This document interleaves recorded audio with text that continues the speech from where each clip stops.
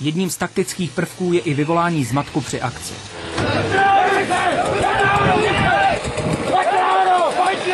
Křik, výbuchy, šok a hrůza mají odpoutat pozornost a dezorientovat toho, koho potřebují zneškodnit.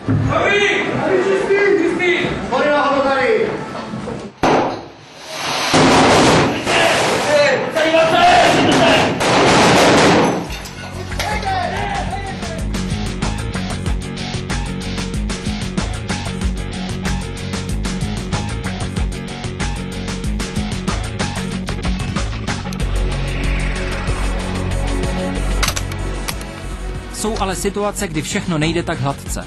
V takových chvílích na zaváhání není čas. I to se trénuje. Už je to všechno hlasitý, zavolat si psovoda, mluvit nahlas, potřebuju jednou k sobě, potřebuju psovoda. Když za mnou nikdo není, nejdu nikam dál. Tak jedem.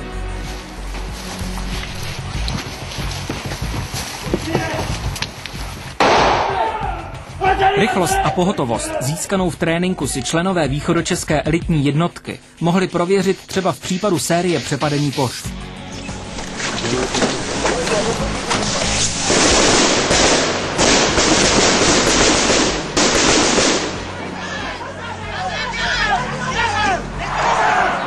Měl jsem za úkol eliminovat užící vozidlo, ale tam pachatelé nastoupili do vozidla a stihlo se spacifikovat pachatel před nástupem do vozidla. No a došlo k tomu, že vlastně pachateli jsme zastřelili. Člověk počítá, že ten pachatel může tu zbraň použít, takže nás to nepřekvapilo.